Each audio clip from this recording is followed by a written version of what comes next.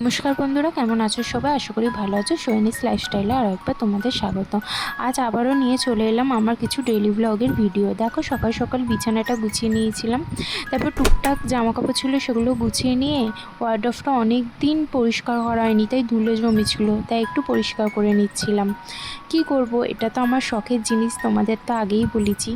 আর তোমাদের দাদাভাই খেয়ে দিয়ে বেরিয়ে গিয়েছিল, তাই একটু গ্যাসটা মুছে নিয়েছিলাম। আর যেহেতু মাই সবটা রান্না করেছিল, তারপর স্নান ফান সেরে নিয়ে একটু কাঁচা ছিল সেগুলো সেরে নিয়ে মিলে দিচ্ছিলাম। দেখো আমার ঘরের কি অবস্থা, কোথায় যে মিলবো, এই বর্ষাকালটা খুব অসুবিধা হয়। সারা বারান্দা জুড়ে তো মিলে দিয়েছি, কিন্তু ছাদে গেলে কি করব, কোনো শোকানোরই জায়গা নেই বর্ষাকালটা। এই যে আমি লাঞ্চটাও কমপ্লিট করে ফেললাম। তারপর আমাদের একটা পাশে কাকিমা থাকে, তিনি অনেক কিছুর জামা কাপড় বিক্রি করেন। আমি এই তিনটেই নাইটি নিয়েছিলাম, কোনটা ভালো লাগছে বলো তো। আর এই যে আচার খেলাম মায়ের হাতে।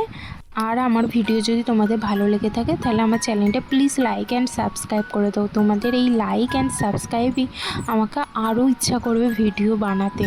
Thank you for watching.